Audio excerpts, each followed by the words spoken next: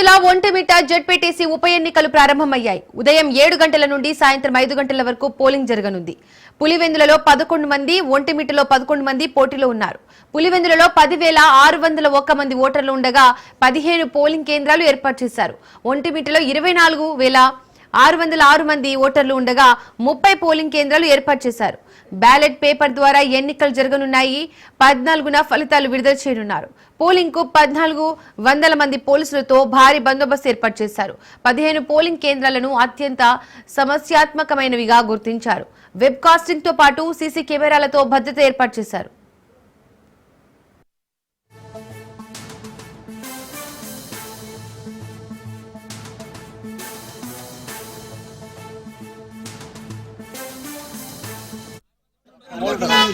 ఈ బూత్ లో మాకు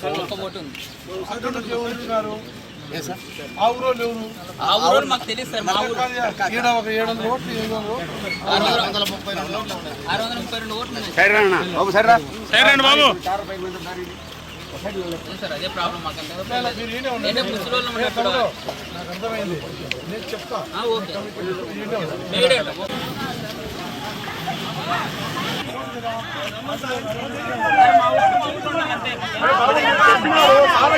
చేస్తాడు కదా. 2018 ఇక్కడ వేసాం సార్ ఓటు. 2018 వేసినాం కాబట్టి మేము అడుగుతున్నాం. బండి వాళ్ళండి, ఆ బండి వాళ్ళండి.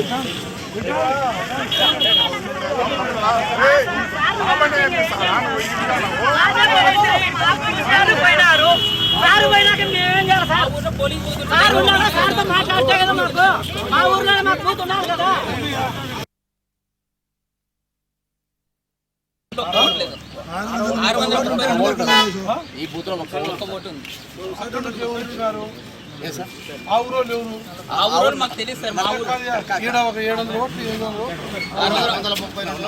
632 ఓట్లు సార్. అదే ప్రాబ్లం మాకు. నాకు అర్థమైంది, నేను చెప్తా.